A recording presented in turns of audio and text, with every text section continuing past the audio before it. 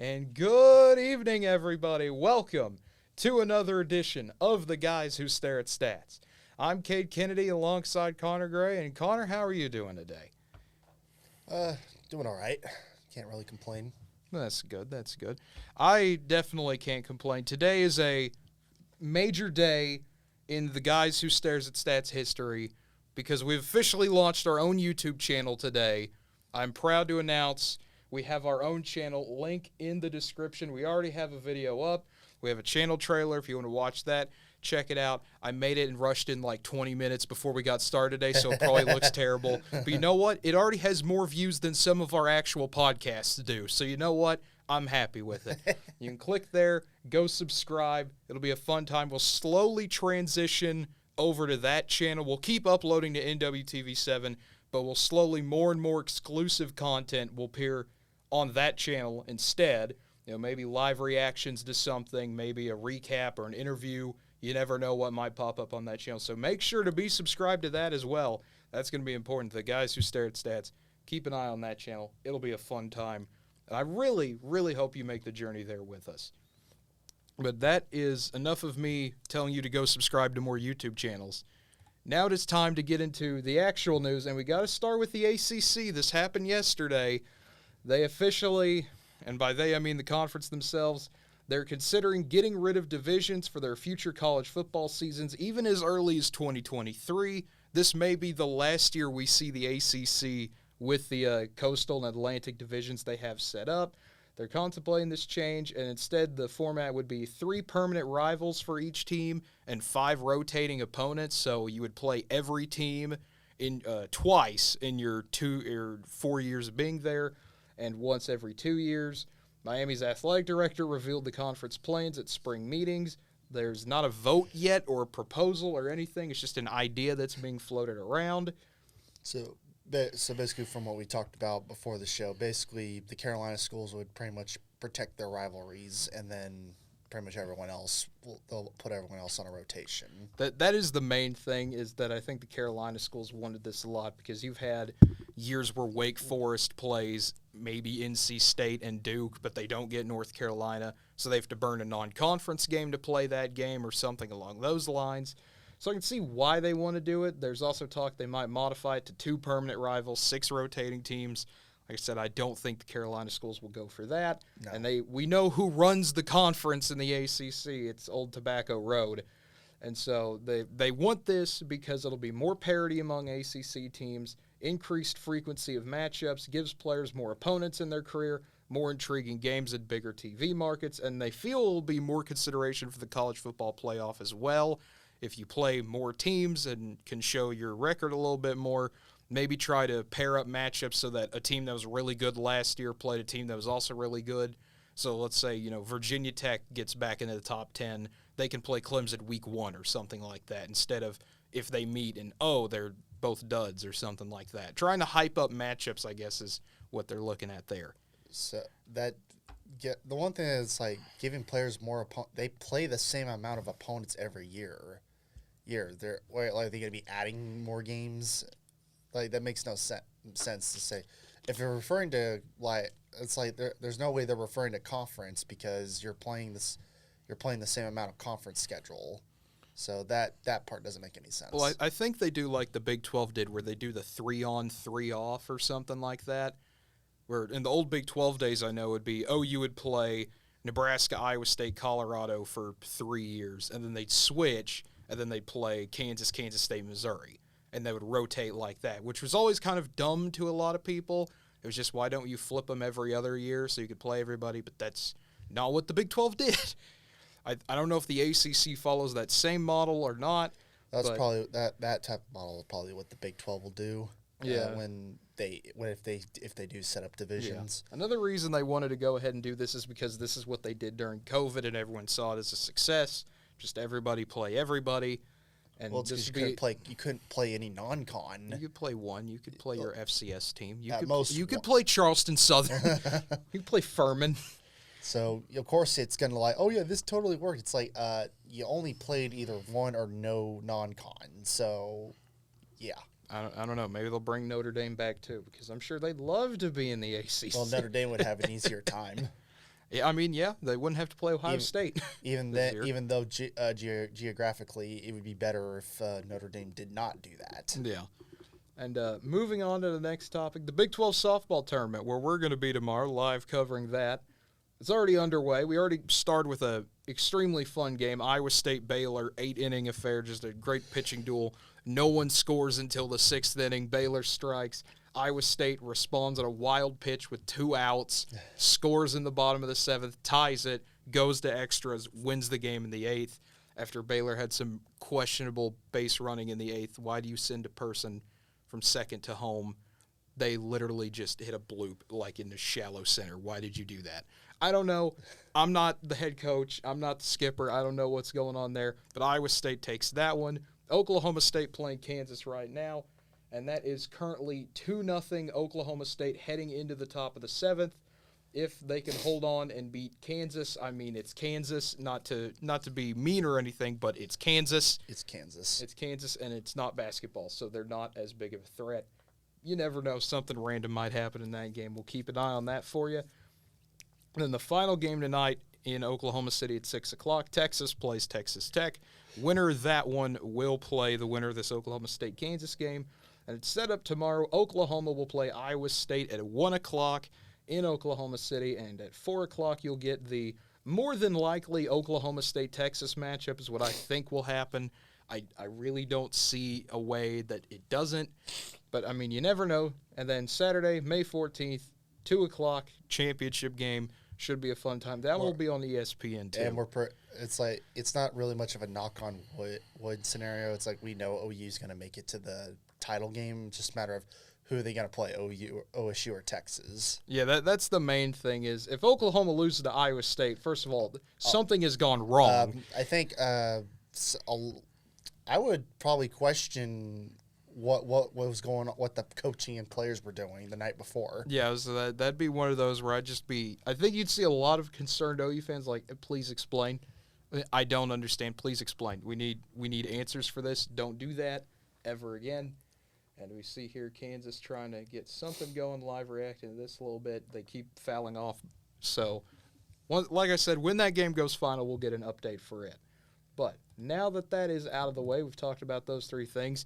It's time to get into the NBA. Get a little bit of a recap from what happened Tuesday and Wednesday, a.k.a. Tuesday was a day of we all thought Philadelphia would have a big bounce-back game. We thought, okay, this is where they get their act together. Miami had other plans. The Heat come out with a 120-85 just domination. Embiid's held to 17 points. I know he got re-injured in that game. There's an awkward situation with Embiid and Dwayne Dedmon where Dedmon swipes at the ball and it bounces off Embiid's face, and you see his mask pop off and readjust and slap him in the face, basically. And so Embiid kind of the debate I heard was like, well, was Embiid just injured, or was it because he didn't win MVP? He wasn't playing well, which I think that's a bit laughable. That's a bit laughable because the last couple the games Philly won, he played really well. Yeah, I think that was just kind of trying to find a narrative there. I didn't really think anything about it. Jimmy Butler only to score 23 in this one, so well, I mean, it does help when he doesn't have to. It doesn't have to be just him. I mean, yeah, life is a lot easier for Miami when you have help. Life's easier for everyone when you got help. Same thing could be said about Phoenix with their 110-80 demolition of Dallas. Dallas, I'm going to tell you, first half went well. Things were going fine. Second half, Phoenix realized if you just play straight up man and just do not double Luka and let him struggle out there and play iso ball, they can't do anything. This is what Utah was able to do when Luka wasn't there. They just put pressure on someone, and it worked well. And then Utah forgot how to do it. Phoenix, for some reason, didn't do it.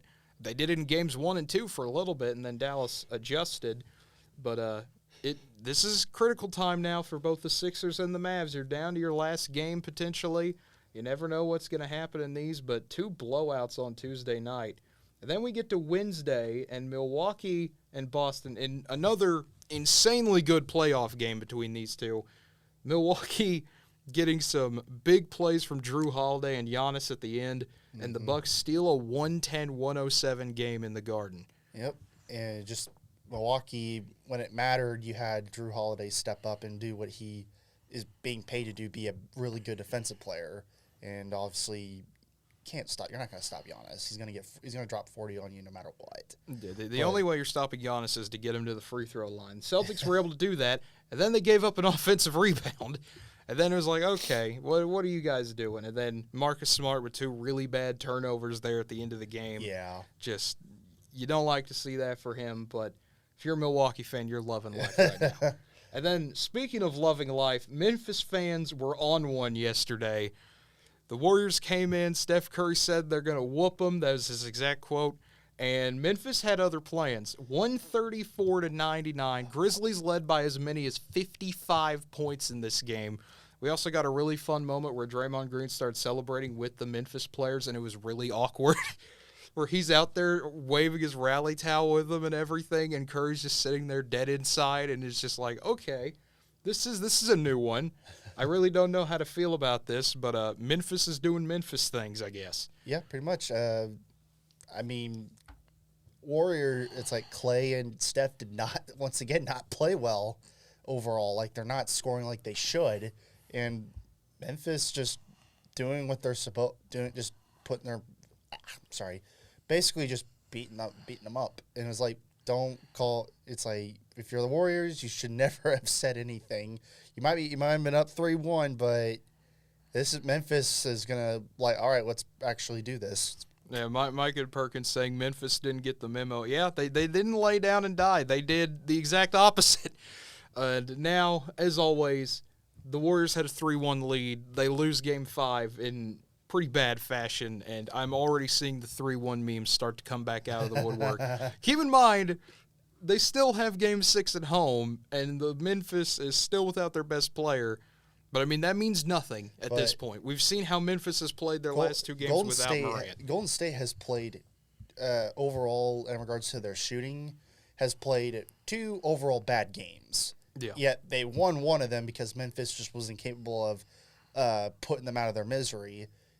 And then Memphis finally does it in Game 5. So if Golden State once again plays like this, Memphis will take the opportunity to eat it up, and they will take Game 6 if that happens. That's not a prediction yet, but that's basically, you can't rely on Golden State to do that. Yeah, we'll get there on the predicting it a little bit, but by a little bit I mean actually right now. We're going to jump right into it. In just about 45 minutes, Philadelphia, Miami, Game 6. Sixers are a 2-point favorite in this one. Embiid's still playing, of course. That injury didn't bother him enough to get him out of the game. Kyle Lowry, once again, not going to play for the Heat. That has not really been a problem for Miami this entire series. Not really. Some people would say that's been a benefit to Miami this series to not have Kyle Lowry playing. Sixers, though, at home, just the way they play at home. Their role players play a lot better at home. Danny Green, I think, will go off a little bit. Tyrese Maxey will have a good game. I like Philadelphia to win this one. 2-point spread. I think they can cover that. I mean, as long as Embiid doesn't have to go out, even if it's temporary during the game, he's got to be playing as much as he can, because he's a factor regardless. That's a guy. He's always gonna overall play well. Shooting percentage will always be high for him because post players usually have a higher percentage. But that's a guy you don't need down, and especially you need him playing good if everyone else is not playing better than him. Like, you need, like, Harden and Danny Green need to shoot like they can. Yeah. Especially Harden, he needs to shoot like he can. Yeah, so if he can go out there and drop 31 like he did in Game 4, if he can go out there and play like his old self, even just giving 20, 25 a night, which he's been doing at times, if you've got to have a decent amount of people to beat Miami. You can't do this with 1 or 2 guys. Yep. So, basically, I think for this one, as much I really like Philly, but I think I'm going to pick Miami. Alrighty. So, not a bad choice. There really is no bad choice in any of these. No. That's the fun part about the playoffs. Who really knows at this point? People said, the Lakers were going to win the title this year. No one knows what they're talking about. And then, speaking of no one knowing what they're talking about, Phoenix and Dallas. This series has so many twists and turns. We started with Suns in 4. Mavs are literally worse than the Pelicans. Jose Alvarado better than Luka. Luka, who I don't know where that narrative came from, but you know what? Okay, Phoenix fans, y'all need to chill. NBA fans whack, though. NBA Twitter is undefeated, but also Ofer at the same time. That website, it's a great time. It's a great time. But Dallas came back, won Game 3 and 4. All of a sudden, we got a series. And then Phoenix comes back with a hammering Game 5 victory.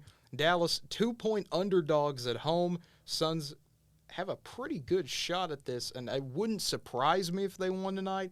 I think DeAndre Ayton's going to have a big game. The Suns were able to utilize him a lot more in Game 5. Devin Booker and Chris Paul will continue to play well. The Suns bench, I think, will continue to play well. Jay Crowder and Cam Johnson just doing their thing. Jay Crowder not off the bench, but he could come off the bench at any time, and it wouldn't surprise me. I liked the Suns' adjustments of putting Bismack Biyombo in place of JaVale McGee. I think he's a high-energy guy and can run the floor, can do whatever you need to. And I also liked taking Cam Payne out and giving Landry Shamet more minutes. I think that worked pretty well. He played a lot better defensively than I expected him to play.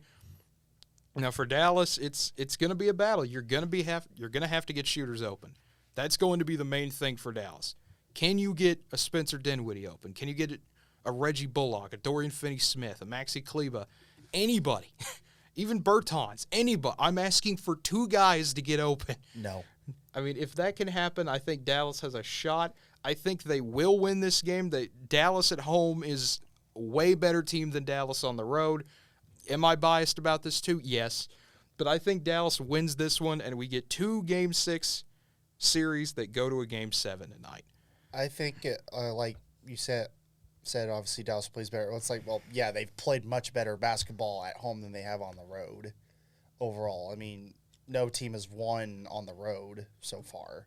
But and you've already broke down this entire game already, so I don't need to really add anything. But all I'm going to say is that I think the Suns will actually steal one in Dallas. Yeah, it wouldn't surprise me if Dallas just comes out and just wilts in the first quarter and this one's over. But I think Dallas will play a little bit better. Maybe we'll finally see Luka that we saw against the Clippers in the playoffs, and he'll come out and drop like 45 or something. I don't know. I would enjoy it a whole lot if he did that.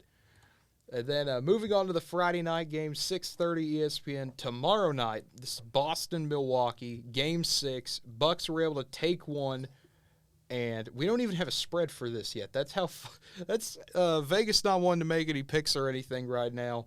I don't know what they're doing out there. Probably just too worried about other things. Yeah, worried about life out there. I don't know, trying to figure out how the Kentucky Derby bets went, and I'm still broken about that. I don't know. But I'm going to say Milwaukee will probably be the favorite in this one, just judging by how this series has gone. Bucks are up 3-2. They have momentum. It doesn't matter that Chris Middleton is out. This team is winning anyways. And I really do think Milwaukee is going to get this series done. I think the Bucks have been able to make the right adjustments. Drew Holiday playing a lot better defensively. He's got to be that guy. He's got to be the defensive leader of this team. I think Giannis will have another big game. When does he not? If you can get Bobby Portis to continue playing high energy, Brook Lopez has been playing some good interior defense. I think if the Bucks can continue to do that, they can win this. However, you have to be ready to stop Tatum, Brown, and now Al Horford. If you can't stop those 3, if you let one of them get loose, the whole plan could fall apart because the Celtics can turn this into a chess match at any time. Pretty much. So, yep. Matchup-wise, obviously they're pretty much deadlocked because either team can win anywhere, whether it be at home or on the road, as they've continuously traded games back and forth. Yes, they will continue to trade games. This will be a 25-game series. So, for this one, obviously, I'm pretty sure when the stuff comes out, it'll be favoring Milwaukee because it's favored the home team every time. Yeah, it has. But I think Milwaukee gets it done. I think Milwaukee finally beats the Boston Celtics, and I think they, near the end of the game, has some room to breathe. Yeah, I think so, too. I think Milwaukee takes care of this one. It might be another down-to-the-wire one like we saw, but I think that was Boston's best effort, and Milwaukee still found a way to just snatch it from them. Yep. And that's a huge demoralizer. And moving on to what is turning into the meme series, I feel like. There have been so many random moments in this already with Warriors-Grizzlies. You had the whole breaking the code, that whole entire saga. which then turned into the Warriors saying they're going to whoop the Grizzlies. That didn't happen. Now you got Game 6. Still no John Morant, obviously.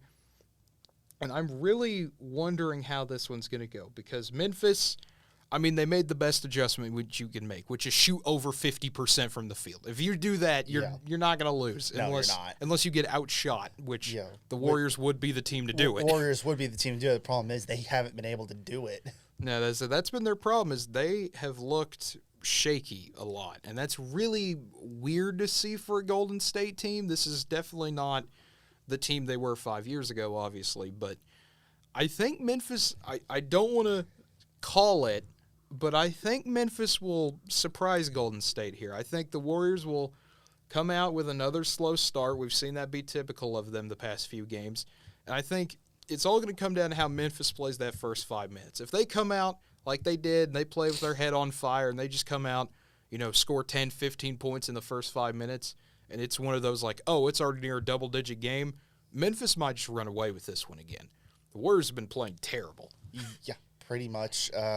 Once I get like the way the series has overall been, I think obviously within the first few games Golden State was shooting just fine. Yeah. Then all of a sudden they slowly transitioned into not shooting as well, and then obviously game four really showed that they weren't really shooting very good, and Memphis wasn't really shooting bad. The issue is they weren't putting up enough shots to really do anything because it seemed like they just got the rock stolen or they just weren't playing overall well. So basically, if Memphis played just relatively better than they did in game four, they win that game. Yeah. But I think overall they were a much better team. Yeah, I think Memphis has played a lot better games 4 and 5. The other thing, Golden State had nearly 20 turnovers in Game 5. Yeah. I don't think they do that again. No. But Draymond hasn't been playing the best. He's had a few bad passes. Clay and Curry, like I said,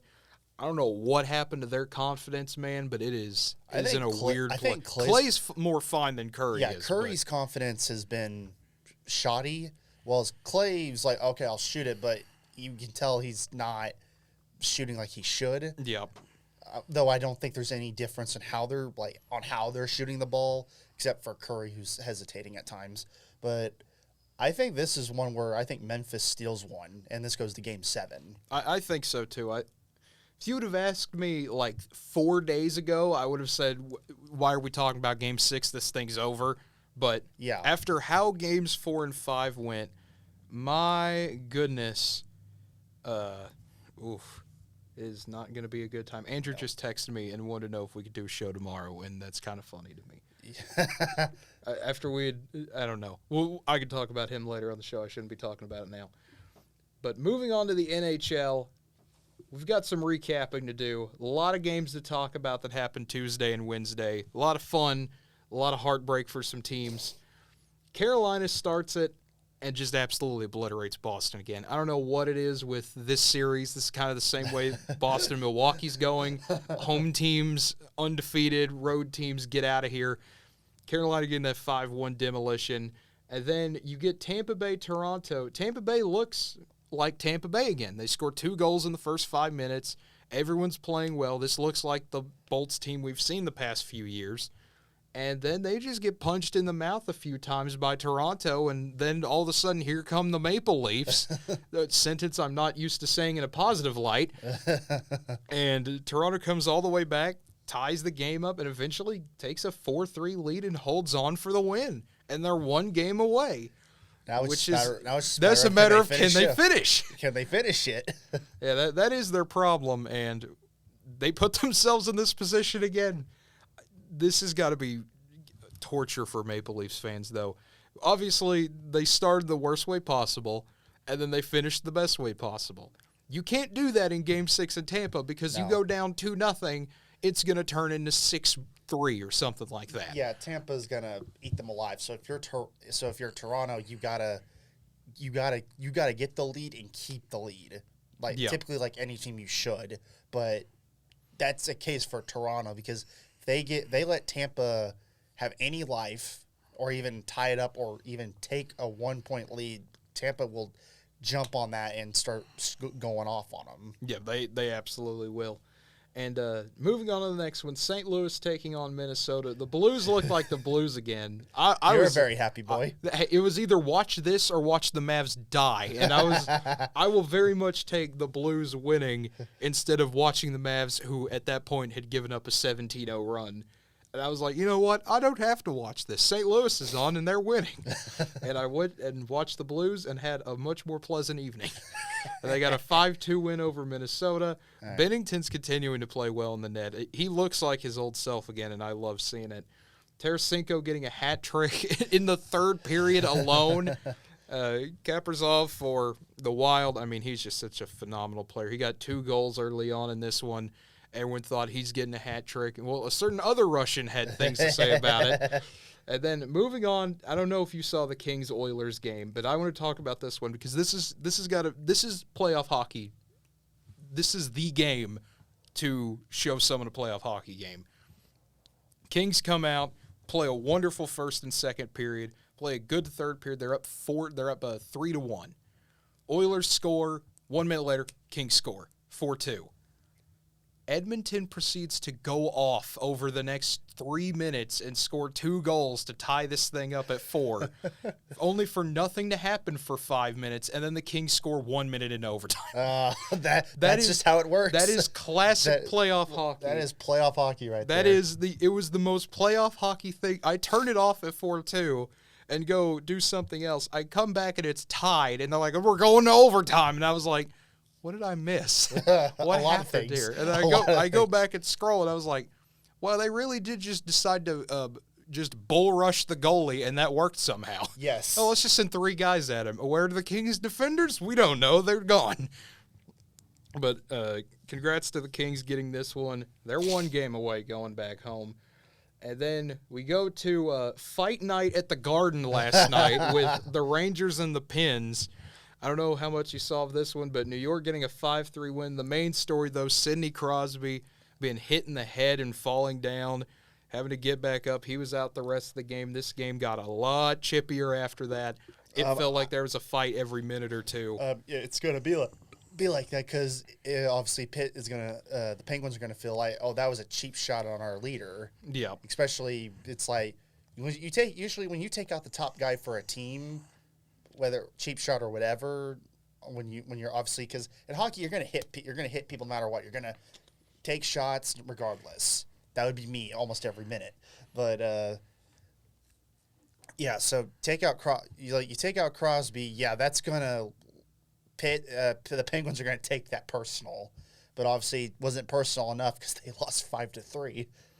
But I think Rangers obviously we're playing some mind games with them. I think so. I think the Rangers wanted to make this a more physical game. They, one of those, even if you lost the game, you're not going to lose the fight. Yeah. Type of moments. And, I mean, it worked for New York. They were able to come back and win.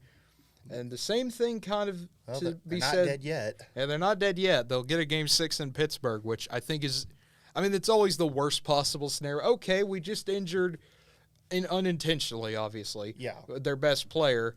Oh, great, now we got to go back there. Yep. Yeah, they're going to get a fun welcome there. Yeah, that's going to be a hostile environment. Yeah, it's Pittsburgh. It's always they're always mad about something. Basically, any Pennsylvania team is always going to be hostile. The Yinzers will rise, and it will be a wonderful smackdown of a game. I don't know. Maybe it'll turn to WWE. We've seen that already once. ECW, baby. Yeah, I don't know. Maybe AEW. I don't know. And Florida-Washington nearly had some of that same vitriol, I guess you could say, in this one towards the end. Caps go up 3-0. Life is looking good, and then here come the Panthers. So Caps did what they usually do. Yes, and for the 6th time this year, Florida has come back from a 3-goal or more deficit. This is the most in NHL history. I've seen it too many times. I wasn't surprised by it at all. I mean, you can't. Caps just have. I don't know what's with. I know they're not the only team who's done it. Every team in hockey's done it all the time, but it's just infuriating because it's like the Caps have the ability to literally step on people's throats and finish it off. Instead, they're just like, no, we'll just let you come back and win this game. It's so infuriating. Yeah, I mean, it's got to be. It really has to be. But Florida, they play a phenomenal second and third period. They come back. Yep. And then you get some chippiness that starts. Florida starts playing mind games with them, starts trying to rough them up. Yep. Caps didn't like it. We nearly had a goal. We nearly had a goalie fight unintentionally because Bobrovsky for the Panthers, he saves it where the puck like bounces off his shoulder into the air and he like saves it with his shoulder pad. And then he nearly gets checked by this guy trying to score who nearly checks himself into the post. It was hilarious. And then a Panthers player runs by him. He says something, gets sucker punched, and then war starts. Yeah, and then everyone's fighting, and it was like, there's 30 seconds in the game. This is the most fight I've seen from the Caps since it was 3-0. Exactly. it made no sense. It was just like, you know what? That's hockey. There's nothing. That's hockey for you. Nothing else I could say about that other than that's hockey. And then Calgary, Dallas, battle of the Cowboys out here. Alberta versus Texas, and the Flames get this one 3-1. They played well. Another physical series. This one's been just pounding the entire time. And the Flames able to do what they wanted to do back home, 3-1. They also got to score in the first period, and it was the first time since what was the stat I saw when they scored? It was like the first time since period 1 of game 1 they scored at home. And I was like, dang, they are absolutely going for Calgary at the beginning of this game. Yes. So shout out to the ESPN stats team for that one. Yep. But moving on to the Thursday night games, starting in under half an hour now. Carolina, Boston, Game 6, 6 o'clock, TNT. Bruins are favored in this one. I mean, they should be. The home team's won every game in this series. Yeah. And I think it continues. I think the Bruins come back home. They regroup. This is what they continue to do. And so I think they get this one. Yeah, I believe so. Obviously, just kind of just the way the series has gone, it's like you pretty much expect Boston to pull one out, and then they go to Game 7, and we'll see how that turns out. Yeah, we'll have to see how that one goes. Game 7, it doesn't matter how the trend's going. It's fair game at that point. Yeah, it is. It's Game 7. Yeah, it is. It'll be one of those interesting series for sure. Toronto, Tampa Bay, I think kind of the same thing. Lightning are favored in this one at home. Toronto trying to clinch a series. We've seen this scenario so many times before with the Maple Leafs. They're right there. Can they get it done? I don't think they will. I think Tampa's got one more left in them at home. Yeah, I think Tampa will bring it out. I think it might be close right out the gate, but I think eventually Tampa is just going to overwhelm Toronto. That environment at home, Tampa is going to be too much for Toronto. Yeah, I think so too. It'll be really fun to see. By the way, we got breaking news. They just released the Week 1 schedule for the NFL. We'll get to that in a minute. But Wild Blues, Game 6 tonight at 8:30. This is going to be another fun one. The Blues have been winning despite half their defensemen being injured. That's just been a fun storyline for me. You know, we're out here playing with minor leaguers and still winning. You know, you got to love that, especially in playoff time. You just come out and, just beat the best Minnesota team possibly ever assembled with some AHL guys. Just St. Louis things. I think it continues tonight. St. Louis is favored in this one. I think all momentum's been wheeling their way, and I think they're finally able to cap it off. I think the Blues will pretty much put the Wild out of their misery. This is gonna be another hard fought game, probably a really high scoring one. But I think Blues will move on to the second round. I think so too. I mean, it's going to be scary because Colorado awaits them. I don't like that. Colorado. Yeah, congrats, you won. What's my prize? The best team. Oh, yay! Thanks. You guys will be fine. Yeah, you better have flashbacks of getting swept last year and you beat 7-0. You'll be fine. We will not be fine. No one's fine playing Colorado. I mean, this is the time to play them. Colorado versus the second round is a notable NHL rivalry. It is a pretty entertaining one. Edmonton, however, is favored against the Kings, despite this being in L.A. and a Game 6. And everything seems to be going the Kings' way, but the Oilers are favored in this one. Which, I mean, doesn't surprise me. This has been a crazy series anyway. But I think, once again, I think this is kind of the momentum thing. I realize I'm picking all home teams here today, but I think LA finishes it off. Something tells me that was the Oilers' run that we saw on Tuesday night. That was their last mustered effort, and I think the Kings finish them off tonight.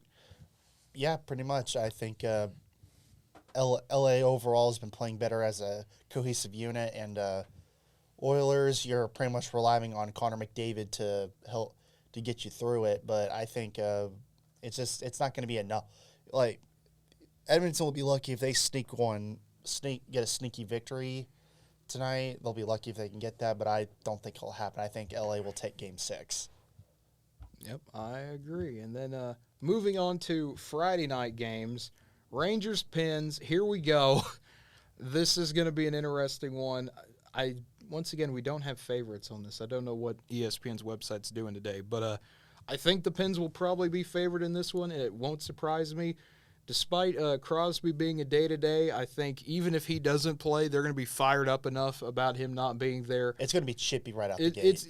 I wouldn't be surprised as soon as the puck drops, a fight breaks out. I wouldn't be surprised if we do the line brawl. I would not be surprised by one. But I think the Pens come out, they play well, and they get the series and wrap it up. Yep, I think Pitt, like we just talked about, the Penguins are going to be fired up. I think they're going to be more mentally ready for a fight, and I think they'll win that fight and close the series out. I think so as well. As we move on to Panthers-Capitals, Game 6 on TBS tomorrow at 6:30. Don't know what's going to happen here in terms of spread-wise, but what I can tell you is that this should be another fun one. Washington still in it. I mean, after the way Game 5 and 4 went, I mean, some heartbreaking losses there for the Capitals, but I think they have a shot in this one still. As long as they have Ovechkin and company, they're always going to have a shot. Yeah. But I think the Panthers, it wouldn't surprise me if they did this again. It honestly wouldn't surprise me if Washington started out strong here. And then Florida slowly chips away, comes back, and wins this one. And I'll slowly die on the inside. Yeah, I think Florida comes back, wins the series, and we get to talk about it, and it'll be fun for me if the Blues win, or else it'll be the sad hour. I'm going to continue being the homer. Caps win it. Okay, there you go. Caps win it. They go to Game 7. Caps are going to win the Stanley Cup. You heard it here first. You heard it here first. Connor predicted it. Just like our friend Josh, who said Niners going to the Super Bowl the entire year. And he ended up being more scarily accurate than we thought he would be.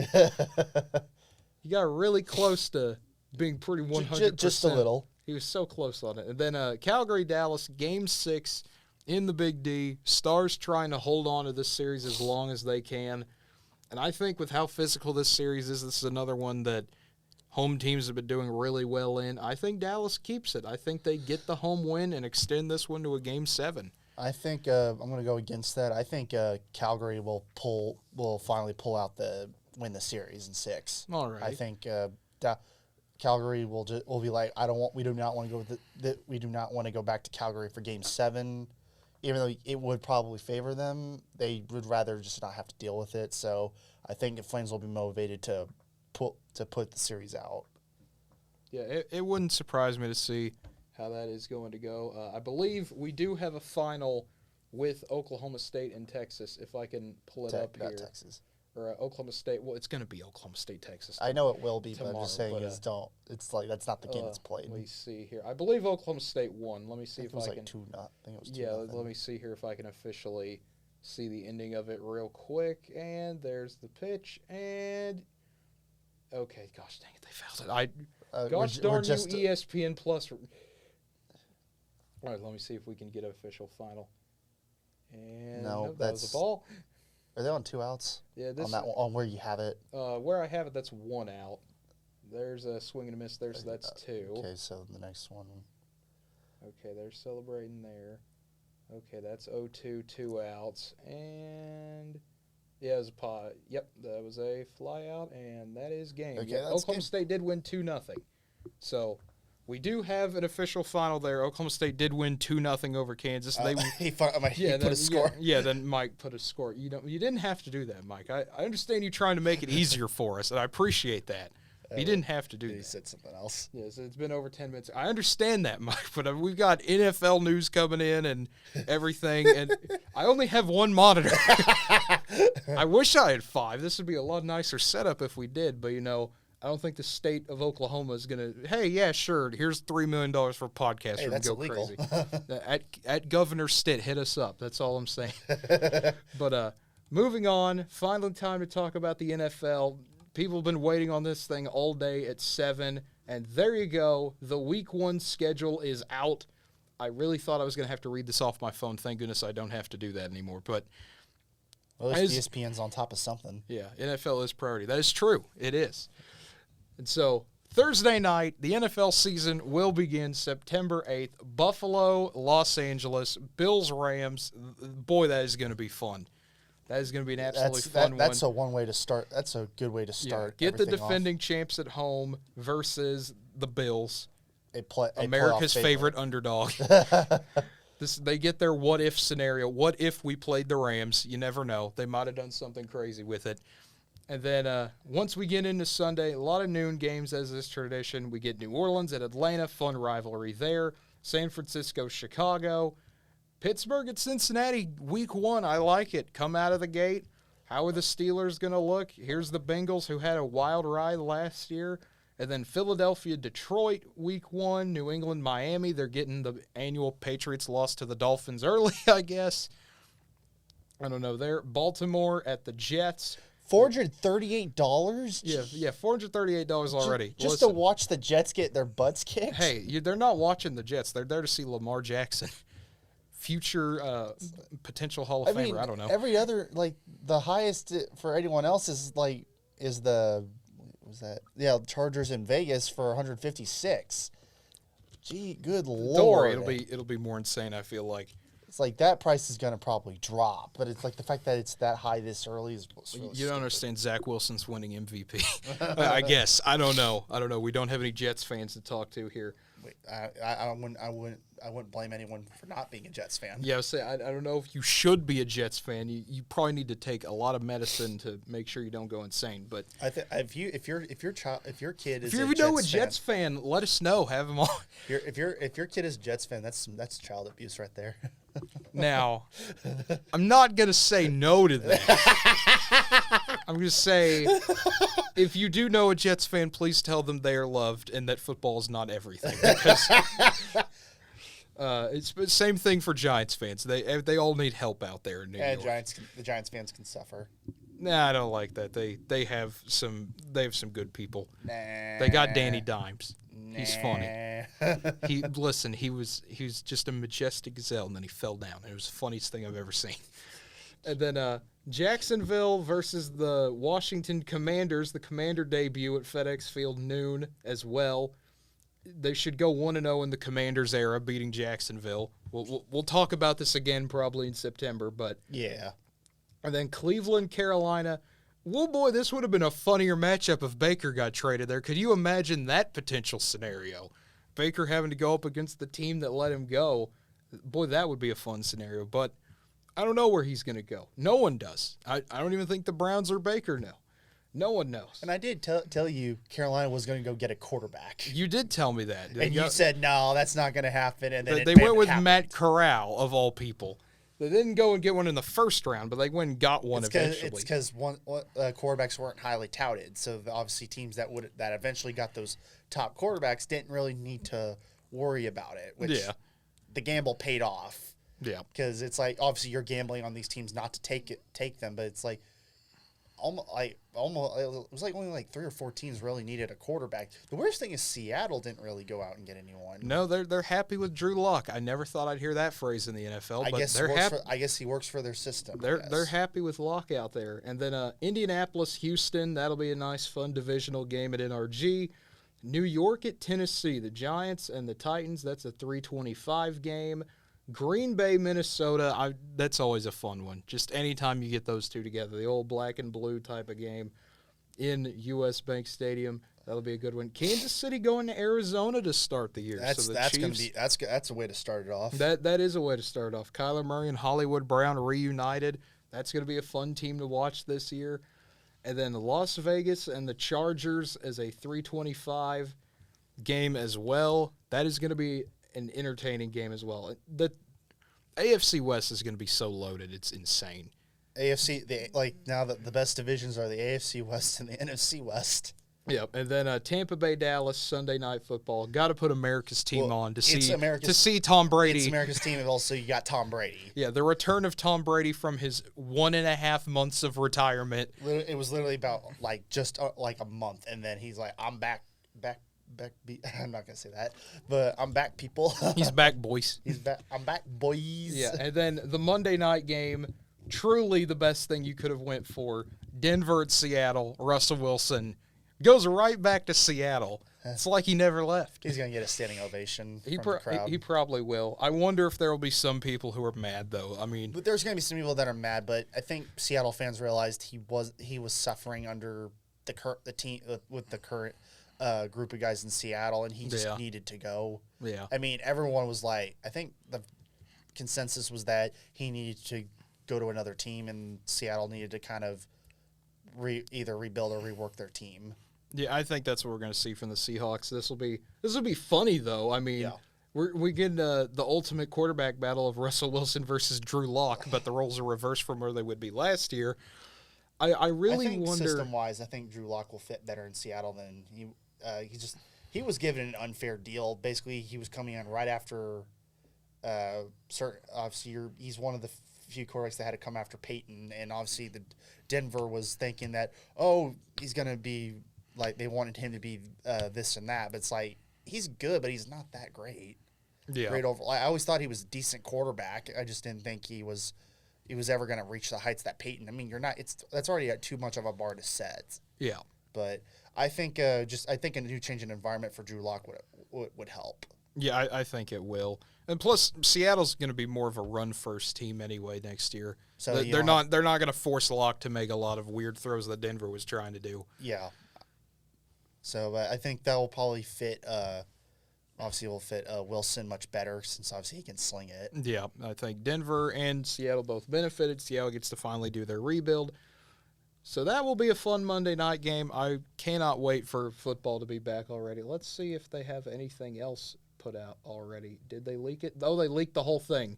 Oh, gosh darn it. Why did you people do that? You're not supposed to reveal it for like another hour. They already leaked everything. Good Lord. Thursday night, we can go ahead and talk about it now, I guess. Thursday night, September 15th, Amazon Prime takes over, folks. I at least have Amazon Prime. Twitch plays NFL football, Patrick Mahomes, QB Sneak Edition. I don't know. Anything. I wish they had a Twitch plays football. That'd be the funniest thing in the world. Could you imagine if we got Pat Mahomes, what do you want him to do? Kneel 4 times. It's the first drive of the game. Kneel 4 times. Listen, everyone's going to kneel. Victory formation. We're all friends. 0-0 tie. It's like every game. It's like I understand this is a way to obviously open it on streaming, more streaming opportunities, and obviously Prime solid platform. But still, it's like I'd rather this be on TV, just regular TV. Yeah, I understand why this happened, but doesn't mean I like it. I mean, I prefer it being on TV. But for people who don't like normal TV or cord cutters, this is a great deal for them. This is absolutely fantastic for them. And then Monday night, just going to throw it out there, you get a doubleheader of Monday nights. Tennessee Buffalo at 6:15 and Minnesota Philadelphia at 7:30 on ABC. So there you go. That'll be the Joe Buck and Aikman debut on Monday night for ABC of all people, which is going to be really neat to see as well. They're not going to be on for week 1? Or week 1's ESPN and ABC proper.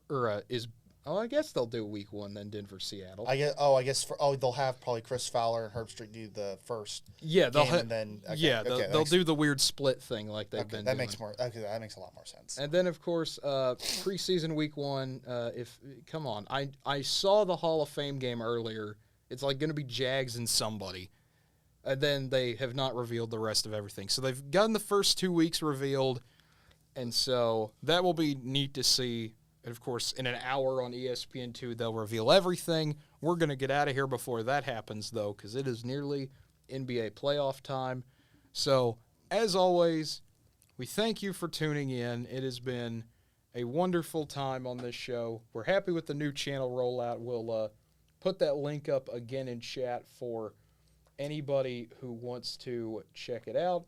Brand new YouTube channel. Go subscribe to that. You'll get more content. You'll see this episode again that you just watched. It'll pop up tonight. If you know anyone who obviously can't make it to our 5 o'clocks or 5:30s, whenever they are on Tuesdays and Thursdays, or even Mondays if we bring that back, you never know. Andrew and I might bring the Monday show back, or we might do a Monday afternoon. Who knows? I really don't at this point. It just depends. Yeah, it really does just depend. I mean, you'll see more live content. I might do some live reactions, Big 12 softball tournament, just as it happens. You know, since we'll be there, you might see Connor and I live reacting to some stuff there. And then we have so much content planned. It's going to be fun. We'll do some more live reactions, might do some NBA Finals reacts, Western Conference Finals, fun stuff like that. It is going to be a really fun time to be a part of this community, and I hope you continue the journey with us. So you can still follow us here on NWTV7 at whatever platform you want, but I will strongly encourage you to subscribe to the Guys Who Stare at Stats. For Connor Gray, I'm Cade Kennedy. Have a wonderful night, everybody.